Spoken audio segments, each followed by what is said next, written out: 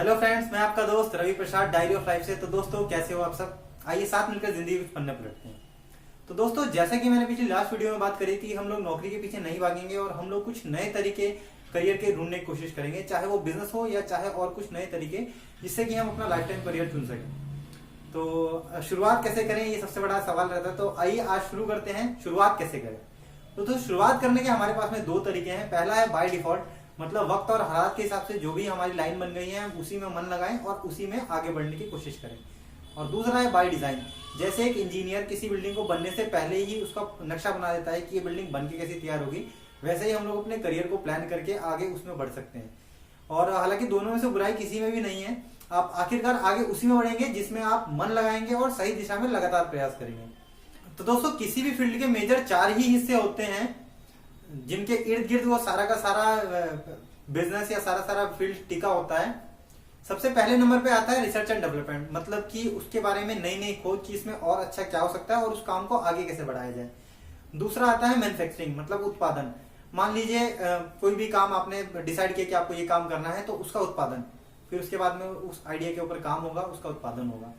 फिर तीसरी और महत्वपूर्ण कड़ी है उसकी मार्केटिंग एंड सेल्स। मान लीजिए कोई भी आपने आइडिया चुना, आपको ये काम करना है, आपने उसका उत्पादन भी कर दिया, मैन्युफैक्चरिंग हो गई।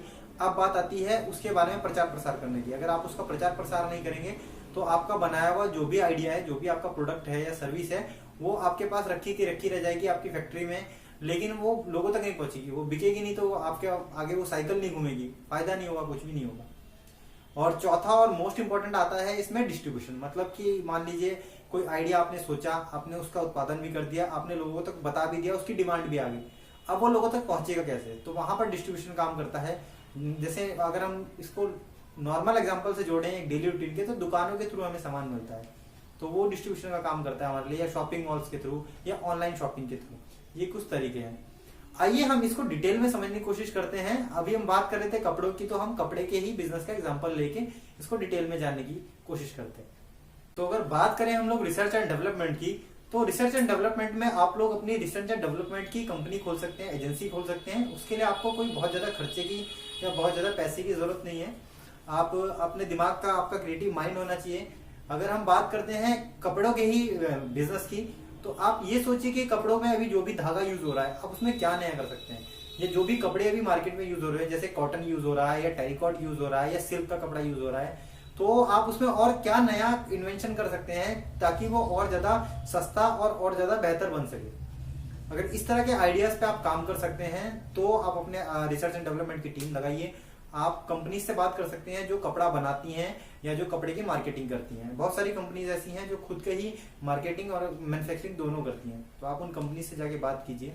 और यकीन मानिए, आपको ऐसे लोग जरूर मिलेंगे जो कि आपके जैसे लोगों को काम देना चाहते होंगे, कुछ नया करना चाहते होंगे।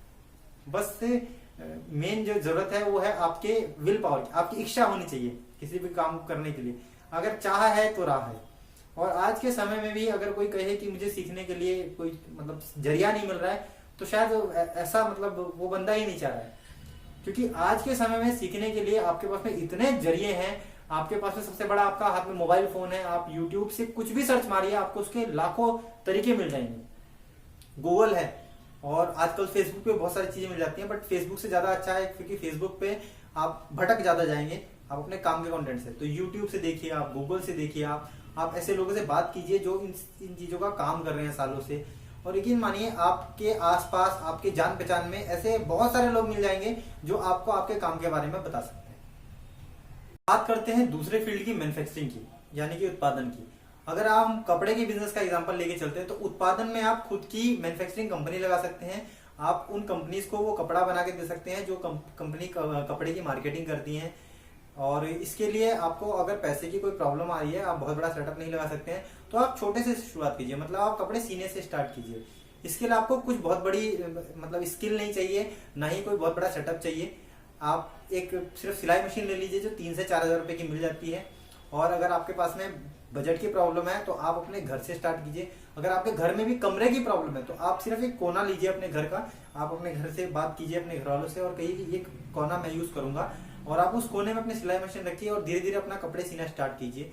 अगर आपको कपड़े सिलना नहीं आता है, लेकिन आपका इंटरेस्ट है कपड़ों सिलने में, कपड़ों में, तो आप कपड़े सिलने का कोर्स कर सकते हैं। बहुत महंगा नहीं होता है, 500 से 1000 रुपए का होता है। यूट्यूब पे भी इसके बारे में पूरा डिटेल कोर्स है, और मैं कहूंगा कि पहले आप यूट्यूब से कीजिए, थोड़ा प्रैक्टिस कीजिए अपने हाथ से कुछ सस्ते या कुछ खराब कपड़ों के ऊपर में, और उसके बाद में आप कोर्स कीजिए। आप एक अलग लेवल पे जाएंगे। जितने भी टेलर अभी आपके आसपास में होंगे, आप एकदम प्रोफेशनल टेलर की तरह कर पाएंगे। क्योंकि क्या होता है, जब हम वीडियोस बनाते हैं तो हम लोग इतना उसके बारे में पढ़ते हैं, और जब हम किसी को समझाते हैं, आप भी देखा होगा जब आपने कभी स्कूल में या क्लास में कभी किसी टॉपिक को समझाया होगा एज ए टीचर बन के, या कभी टीचर ने आपको अगर खड़ा कर दिया होगा कि आज आप ये टॉपिक पढ़ाएंगे, तब आपने उसके बारे में कितना बारीकी से पढ़ा होगा। जब हम लोगों को बताते हैं तब हम उसके बारे में बहुत डिटेल से बताने की कोशिश करते हैं। और किसी इंस्टीट्यूट में आप जाएंगे तो हो सकता है आपको उतनी बारीकियां ना पता लगे। तो एक ही चीज की जरूरत है, वो है आपके मन की इच्छा। अब कभी भी आप ये मत सोचिए कि वक्त और हालात के हिसाब से सीख जाएंगे, ट्यूशन में जाके सीख जाएंगे, या कॉलेज में जाके सीख जाएंगे, या कोचिंग में सीख जाएंगे। ऐसा कभी नहीं होता। आप सीखेंगे तो सिर्फ अपनी सेल्फ लर्निंग के ऊपर। जितना आप अपने से सीखने की इच्छा रखेंगे, जितना आप अपने से चीजों को करने की कोशिश करेंगे, आप आगे बढ़ के हर चीज में अपना मन लगाएंगे, आप उतने जल्दी सीखते चले जाएंगे, फिर चाहे वो कोई भी काम क्यों ना हो। तो ये एक तरीका है जिसमें आप मैन्युफैक्चरिंग में अपना करियर बना सकते हैं। जैसे जैसे आप इस काम में माहिर होते चले जाएंगे, वैसे वैसे आप मशीन बढ़ाते रहिए। 1 से 2 मशीन रखिए, फिर बंदे बढ़ाते रहिए, फिर 2 से 3 मशीन रखिए, फिर धीरे धीरे आप दुकान ले लीजिए। फिर अपना सेटअप आप जितना चाहे बढ़ा सकते हैं, बढ़ाने की कोई लिमिट नहीं है। तो बात करते हैं तीसरे फील्ड की, मार्केटिंग एंड सेल्स। दोस्तों, मार्केटिंग एंड सेल्स आज भी और पुराने समय से भी सबसे बड़ी इंडस्ट्रीज में से एक रहा है। तो ये कभी ना खत्म होने वाली इंडस्ट्री है मार्केटिंग एंड सेल्स, क्योंकि जो भी सामान बनेगा उसका प्रचार होगा तभी वो बिकेगा, नहीं तो फैक्ट्री में पड़ा हुआ सड़ता रहेगा। तो आप मार्केटिंग एंड सेल्स में अपना करियर कैसे बना सकते हैं? आप मार्केटिंग एंड सेल्स में अपनी टीम लगा सकते हैं, या खुद से भी आप शुरुआत कर सकते हैं, अकेले से भी। आपको कुछ नहीं करना है, एक मोबाइल फोन आपके पास में है, बहुत अच्छी बात है, नहीं तो वही आपका क्रिएटिव माइंड और एक कॉपी पेन, आप उससे शुरुआत कर सकते हैं। आप ऐसे आइडियाज की खोज कीजिए कि किसी भी कंपनी को बढ़ाने के लिए आप उसमें क्या नया कर सकते हैं। तो अभी हम कपड़े की बिजनेस की बात कर रहे थे, तो हम कपड़े की बिजनेस का एग्जांपल लेते हैं। मार्केटिंग में सिर्फ 2 ही चीजें होती हैं जिसको लोग घुमा फिरा के बताते रहते हैं। सबसे पहला तरीका होता है ट्रेडिशनल तरीका, जो हमारा सालों से हम लोग देखते आ रहे हैं, सुनते आ रहे हैं हमारे आसपास। उसमें है जैसे कि पेपर एड्स है, टीवी एड्स है, और न्यूज़पेपर ऐड है, पैम्पलेट है, पोस्टर है, बैनर है। ये सब चीजें जो है हमारे ट्रेडिशनल तरीके में आती हैं, जो कि बहुत सालों से हम लोग देखते आ रहे हैं और बहुत ही इफेक्टिव तरीके हैं। और आजकल जो नया चल रहा है और बहुत ही इफेक्टिव भी है, वो है डिजिटल मीडियम। मतलब डिजिटल तरीके से लोगों को अपनी बात पहुंचाना, एडवर्टाइजमेंट करना अपना। तो डिजिटल में भी सिर्फ 2 चीजें हैं जिसको लोगों ने बहुत बड़ा हवा बना दिया है, ये ऐसा है वैसा है, ऐसा कुछ नहीं है। सबसे पहले नंबर पे आता है गूगल सर्चेस। मतलब अगर आप गूगल के किसी भी प्लेटफॉर्म पे, चाहे वो यूट्यूब है, चाहे गूगल है, चाहे ईमेल आईडी है, जीमेल है, किसी में भी अगर आप किसी भी चीज के बारे में सर्च करते हैं, अगर हम कपड़े का एग्जांपल ले रहे हैं, तो अगर आप कपड़ों के बारे में सर्च करते हैं, अगर आप कपड़ों के पेजेस को लाइक करते हैं, तो आपको कपड़े के वैसे ही ऐड दिखाने शुरू कर देगा गूगल। कपड़े की कंपनी के, कपड़े की दुकानों के, कपड़े से रिलेटेड जितने भी ऐड होंगे। और दूसरा आता है लोकल एसईओ, मतलब लोकल सर्च इंजन ऑप्टिमाइजेशन। अगर मान लीजिए आपकी दुकान किसी मोहल्ले में है, अब ऐसा तो होगा नहीं कि मेन मार्केट से बंदा छोड़ के आपके पास आएगा मेन मार्केट का सामान लेने। तो उसमें क्या है, आप एक रेंज फिक्स कर देते हैं कि मेरे पास में 5 किलोमीटर 10 किलोमीटर के रेडियस में जितने भी कस्टमर है वो सब मेरे पास ही आए। तो उसमें आप एक फिक्स कर देते हैं, रेंज के पैसे होते हैं 5 किलोमीटर 10 किलोमीटर के हिसाब से। ऐड आप 500 रुपए से स्टार्ट कर सकते हैं, लगा सकते हैं, और बढ़ाने की तो कोई लिमिट नहीं है, जितना आप चाहे उतना बढ़ा सकते हैं। और दूसरा तरीका है सोशल मीडिया मार्केटिंग। मतलब कि उसमें आपकी सेल्स कम होती है, लेकिन आपका ऐड अच्छा हो जाता है, लोगों के बारे में, लोगों को आपके बारे में पता लग जाता है। जैसे फेसबुक है, इंस्टाग्राम है, टिकटॉक है, या ट्विटर है, आप इन सब चीजों पे भी अपना ऐड दे सकते हैं। ये सब सोशल मीडिया प्लेटफॉर्म है, यहाँ पर भी लोग बहुत सारा टाइम बिताते हैं। यहाँ पर भी सेम होता है, जिन जिन लोगों का जिसमें इंटरेस्ट है वो जैसे पेजेस को लाइक करते हैं, जैसे पेजेस पे रुकते हैं, वैसे ही आपके एड्स दिखने शुरू हो जाते हैं। तो इसके लिए आपको चाहिए क्या? इसके लिए आपको कुछ नहीं चाहिए, आप एक 100 रुपए का विजिटिंग कार्ड छपाइए अपना, और अपनी कंपनी का एक छोटा सा रजिस्ट्रेशन करवा लीजिए। कंपनी का रजिस्ट्रेशन मिनिमम से मिनिमम 4 से 5 हजार रुपए में हो जाता है। आप नेट पे देखेंगे, बहुत सारे तरीके मिल जाएंगे आपको कंपनी को रजिस्टर करवाने के। गूगल पे है, यूट्यूब पे है, आप देखिए और आप अपनी कंपनी स्टार्ट कीजिए।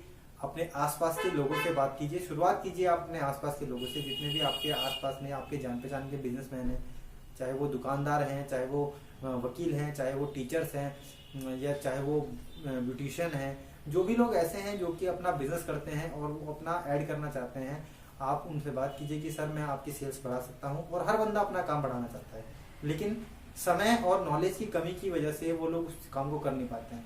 आप उनको छोटे छोटे अमाउंट से, बहुत कम पैसे लेके आप स्टार्टिंग में उनसे 1000, 2000, 5000 रुपये लेके उनको थोड़ा थोड़ा रिजल्ट ला के दीजिए, और यकीन मानिए अगर बंदे को फायदा होगा तो वो आपको काम दोबारा देगा ही देगा। और ऐसा नहीं होता कि आप मेहनत करें और आपको फल नहीं मिलेगा, भगवान भी आपकी मदद करता है जब आप मेहनत करते हैं।